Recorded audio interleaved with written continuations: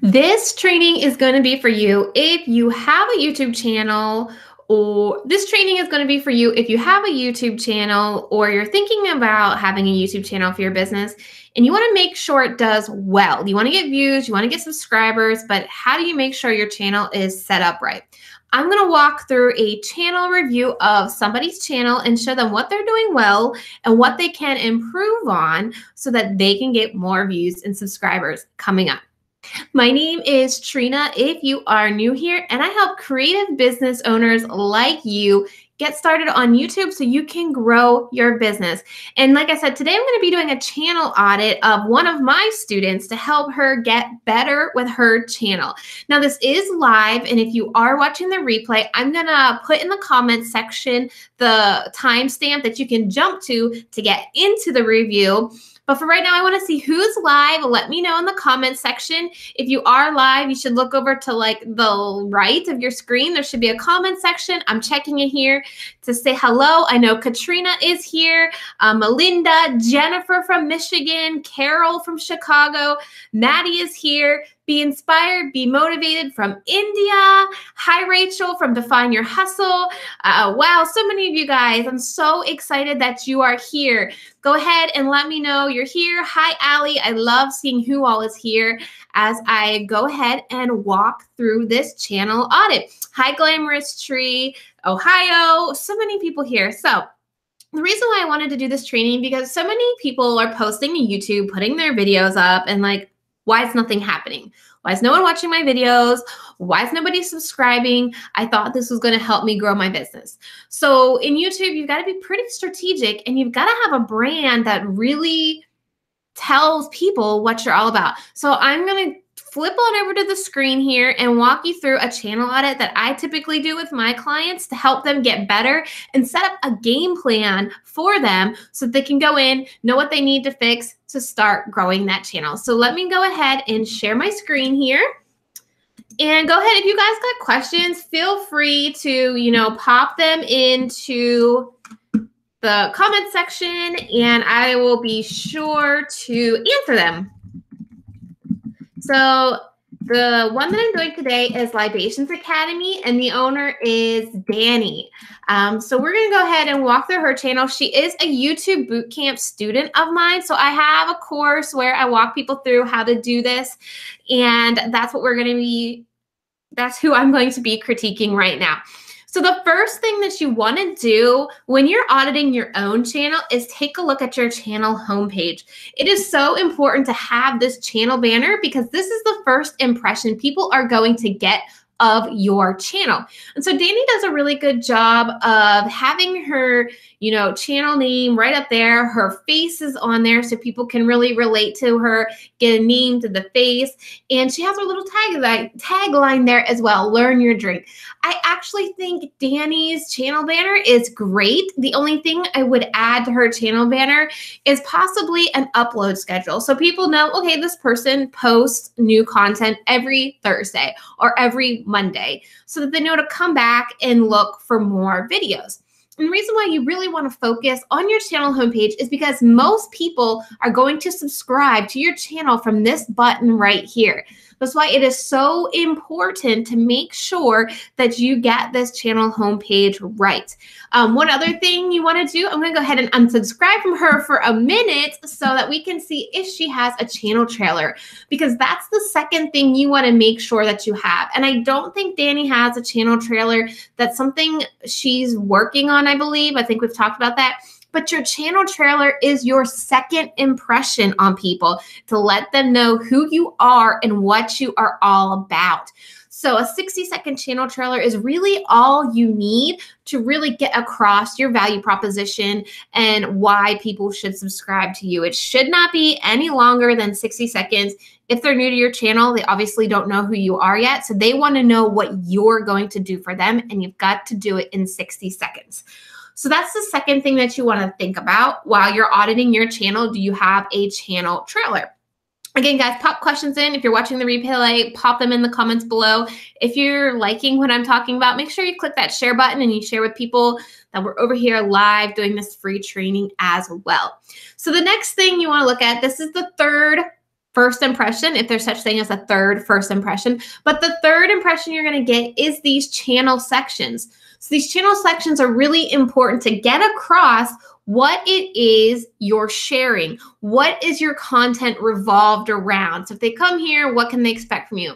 So Danny does a good job of, highlighting Beer 101. She talks a lot about learning your beer and understanding what beer is and just the different types of beer. She also talks about wine tasting. She is a professional in her industry, and so wine tasting is one of the other topics that she talks about. So for Danny, I would suggest having a playlist up top here for people who are new. So I would do a playlist. If you're new to Libations Academy, check these out and put in some of her best videos right here so people can get into a playlist, because playlists are so important. The more you can get people watching your channel and your videos, the more YouTube's going to promote your content to their to the platform. So I would suggest to Danny to definitely add a get started here, or if you're new here, you can also check out all of her playlists up here. And we're going to go here because you want to have as many playlists as possible. Now, I know Danny doesn't have a lot of videos. We're just getting started and we're really building out a plan for her. And so she does have quite a few videos. So I would tell her to start breaking them up into chunks, into fun playlist chunks. So maybe holiday drink inspiration. So she could add her Thanksgiving beer and her wine for Thanksgiving, those types of ideas. Anything that's going to make fun bingeable content. That's really what you want to do. So then the next branding element that I really want to look at is her thumbnails. So thumbnails is very important. That's what's going to show up in the search, and that's how you're going to get people to click on you. Oh, there, Danny does have a channel trailer. I'm sorry, Danny, if you're watching the replay. She's got it. My bad. So that's great. One thing I want to point out with her channel trailer, she has this content filled out. She lets you know where else she is. She lets you know to subscribe. Just click that link and you can subscribe. And she has some great content here to just talk about who she is. So thumbnails, you guys, this is the most important part, is having thumbnails that's going to grab attention.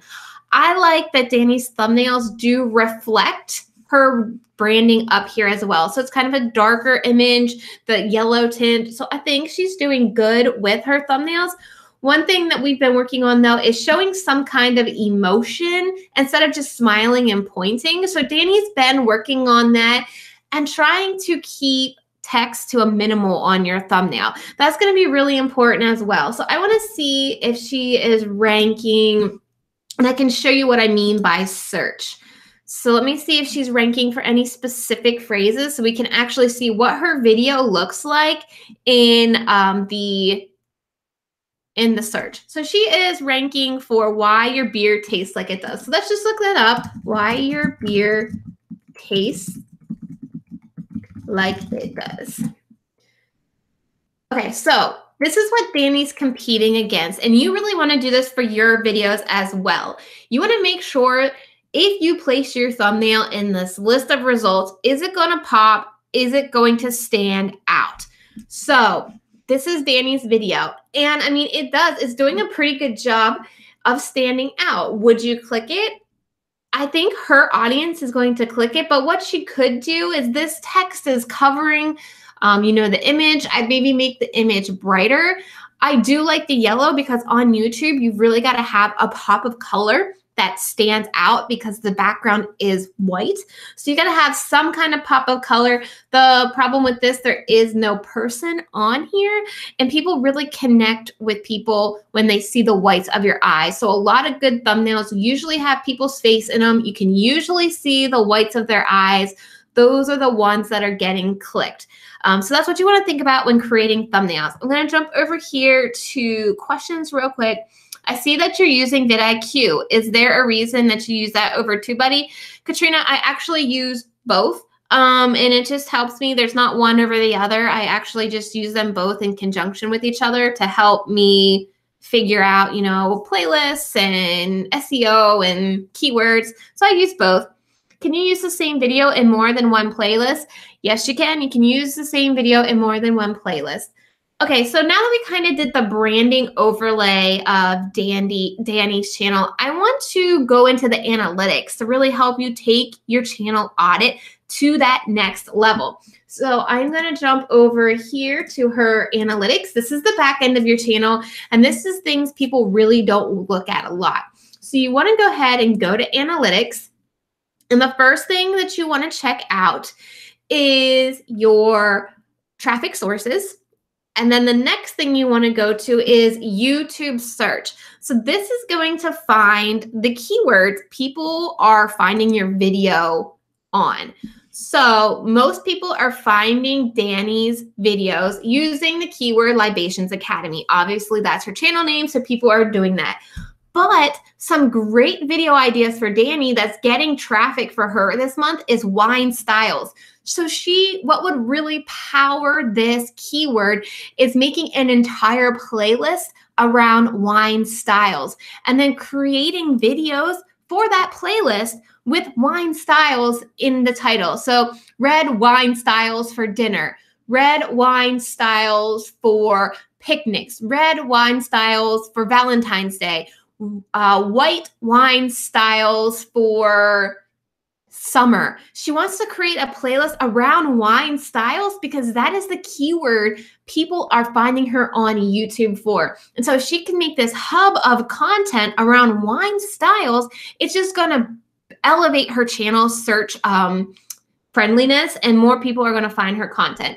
Another thing is wines to keep in the house, or how to store wine at home. So wines to keep in the house is actually a great one because you could do red wines to keep in the house, white wines to keep in the house, celebratory wines to keep in the house, chilling wine, like, Netflix and chill wines to keep in the house, party favorite wines to keep in the house. These types of videos, if you have keywords up here, you really want to capitalize on those and create as much content as possible around those keywords. You guys, let me know in the comment section, is this making sense to you? Do you see how this works? I would love to get some feedback over here in the live chat to let me know. Trena, like, mind blown. I totally get this. I can't wait to do this. Give me some feedback, you guys. So once you look at traffic sources, you can also actually see where to focus your promotion attention on. So if we go back to top level here, you can go to your external sources and see, this is where I decided to quit promoting on Twitter because it wasn't bringing me a lot of traffic. So for Danny, Facebook is bringing her a lot of traffic, and so is Google search. So for her, she doesn't even have Twitter on here, Instagram. So I would tell her, don't, put a lot of effort in Instagram and Twitter right now. You're getting traffic from Facebook. Keep it up. Keep pushing on that Facebook strategy. She's also getting results from Google search. So that's amazing. That means her videos are showing up in Google search. So people are saying this makes total sense. Eye-opening, Netflix and chill wines. Haha, that's awesome. Yeah, just throwing ideas out. That's kind of how my brain works. So this is how you can determine, where should you focus your promotion effort on? Like, where should you really go all in on? So Danny should definitely be going all in here on Facebook. Not all in, but really focusing on that. So then you can also, this is a great way to find collaborators for your videos, and collaboration is amazing for growing YouTube channels. So by finding a good collaborator, you can go to suggested videos, and this is going to show you what videos are driving traffic to your channel. So here's one. This is Wine Speak, the channel Wine Society. Maybe that's not for Danny. Here's another one, McLean Premium Imports, maybe not for Danny. Here's her videos driving traffic, another one of her videos. Here we go.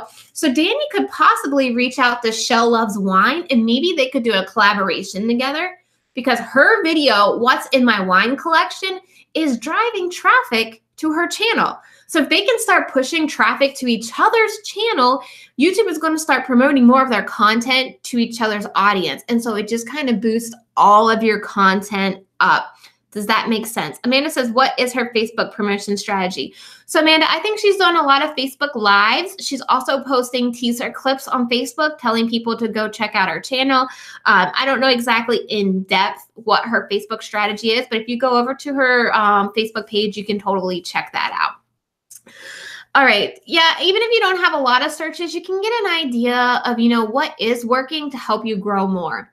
So the last thing I really want you to check in your channel audit, which is so important, is what's going to skyrocket your growth, is your audience retention reports. And your audience retention is going to show you how much of your video people are watching.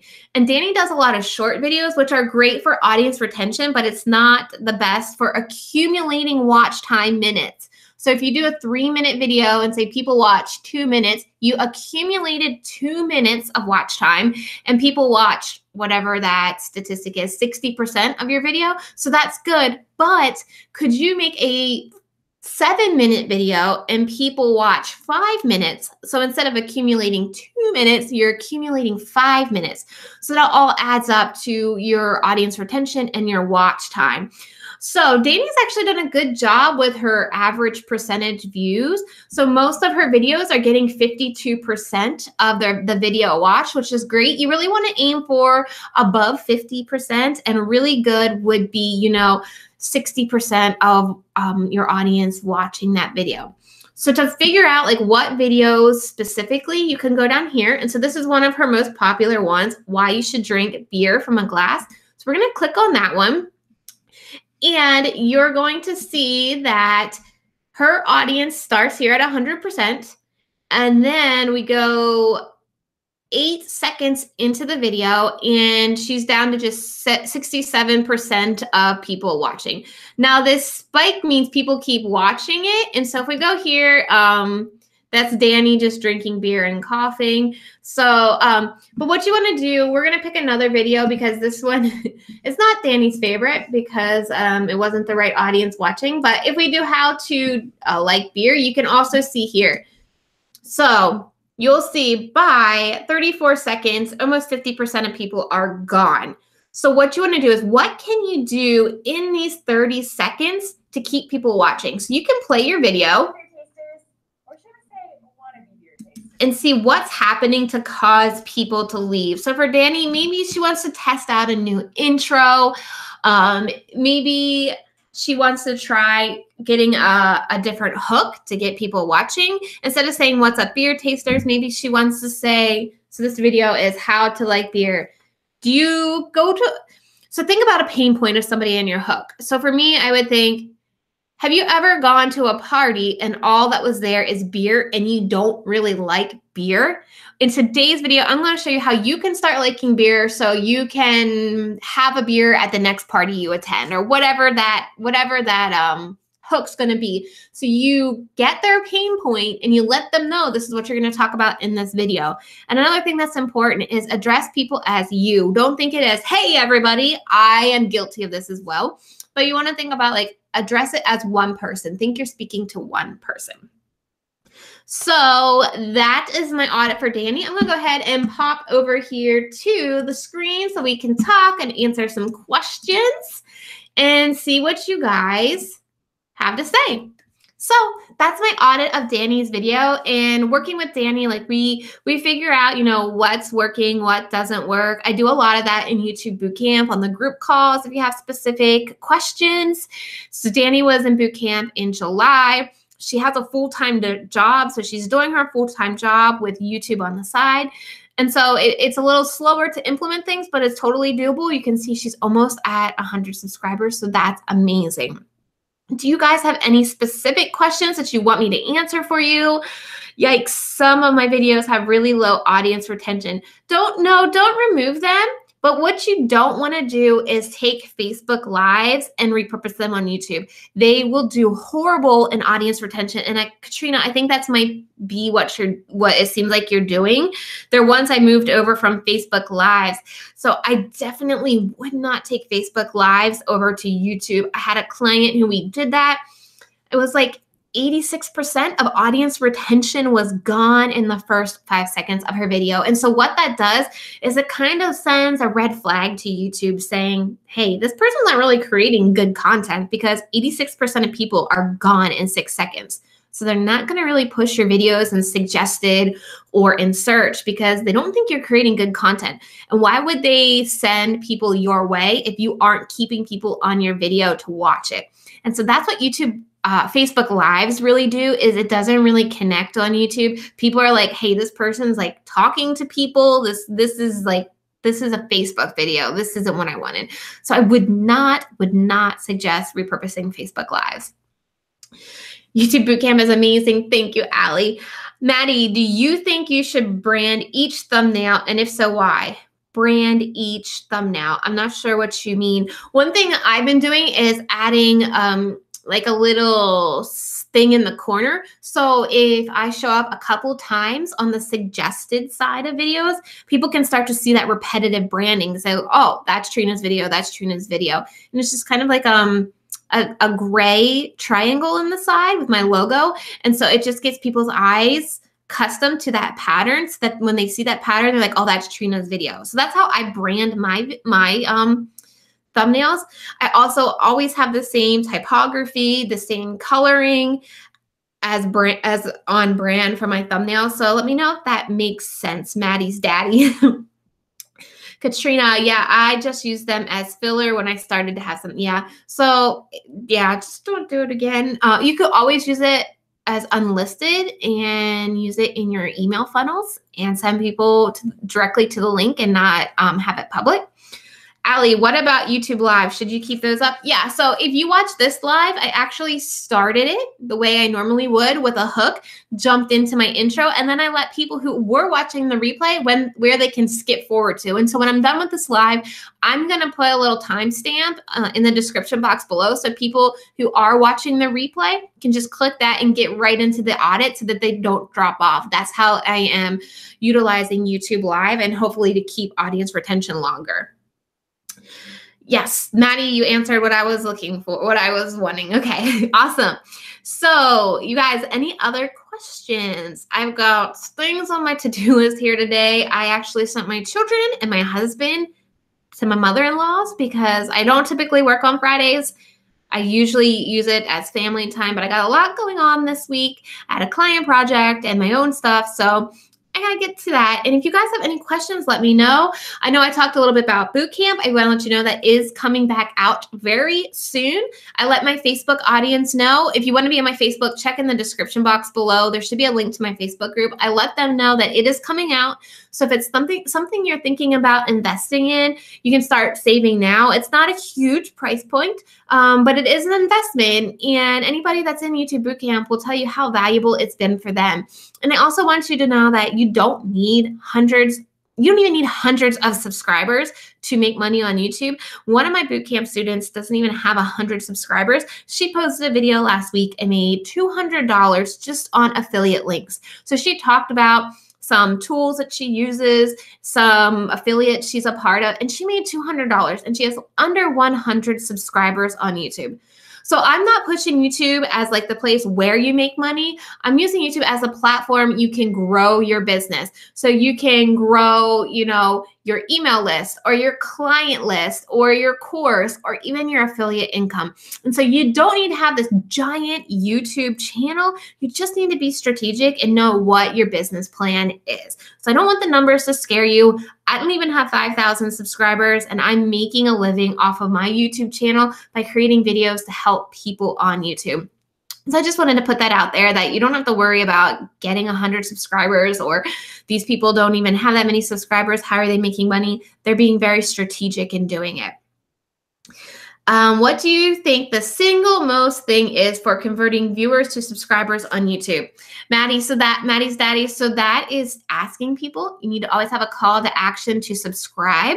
You also need to be sharing valuable content. Is your audience responding to it? Check out your audience retention. Are people watching it? Are people relating to it? Check the comments, engage in comments to create that community. That's how I would really suggest growing your subscriber base on YouTube. A lot of my views are not subscribers. How can I change that? So that's the same for me, Glamorous Tree. About 70% of my views are not subscribers. And that's kind of a good thing, because if you just count on your subscriber base, YouTube doesn't always send out those notification emails that you have a new video, or people's email box is just like inundated with emails. And so you don't really necessarily want to rely on your subscribers to be the only views. You want to rely on that search too. So if something were to happen with the notification system, you know your channel's not down and out. You're growing by subscribers. So I really wouldn't get too worried about your audience not being subscribers. That just means people are finding you in search. And like I said, the more you ask people to subscribe, you add those end screen elements that say click here to subscribe. Those types of things will make more subscribers come. Let's see. My channel is demonetized, but I don't know the reason. So YouTube just changed some rules where you need to have 1,000 subscribers. And you guys, I keep forgetting if it's 4,000 watch time minutes or 4,000 watch time hours. I'm sorry. But yes, YouTube's gone through and demonetized a lot of channels, but I have yet to bring a single paycheck home from YouTube. And I'm still making a living on my business. I'm just using YouTube as my platform to get people into my business. So don't worry about demonetization. The monetization is not directly connected to searchability. There are two separate things, so I would not worry about that. Being demonetized isn't really going to affect you, so I wouldn't worry about demonetization. All right, you guys. Nice to see fellow YouTube. Thank you, Rachel. 4,000 hours. Thank you, Maddie's daddy. I need to get that right. I just numbers, and I'm still mom braining it with a 1-year-old and a 2-year-old. So that statistic always just goes from me. There's so many other things going on in life that, thank you, Maddie's daddy, for popping that out there. Okay, you guys, so that's what I got for you today. Don't forget to click subscribe. If you aren't subscribed, jump over to my Facebook group for more inside information, tips, and the first to find out when YouTube Bootcamp will open again. So thank you. I hope you guys have a great weekend. Thanks for coming, and I will see you next week. Bye.